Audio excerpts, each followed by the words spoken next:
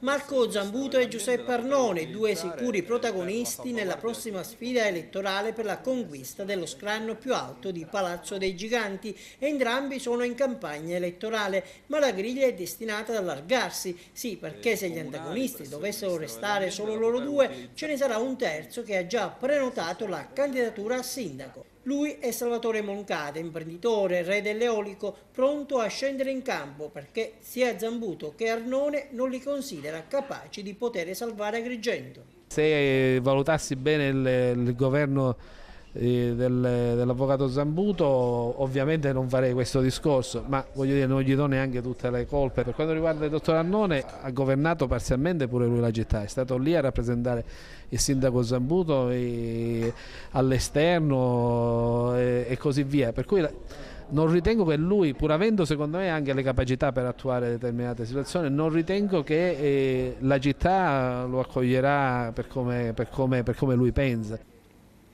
Rinuncerà a scendere in campo solo se dovessero esserci novità significative, ha osservato Moncada, figure in grado di innescare un concreto e serio cambiamento per la città. E intanto salvare Agrigento da slogan passa a progetto, è stato illustrato oggi e sarà azionato attraverso la fondazione Agire Insieme, che sarà presentata sabato prossimo da Moncada.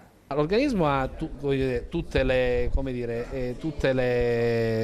l'organigramma previsto per una fondazione, c'è il presidente, c'è il consiglio di amministrazione, poi ci sono ovviamente invece le parti più importanti che sono il comitato tecnico scientifico, che è quello che materialmente assieme alle votazioni che verranno dalla rete premierà i vari progetti e quindi darà selezionerà quelle che sono le migliori idee per uno sviluppo e una crescita della nostra città che sia, sostenibile nei prossimi anni.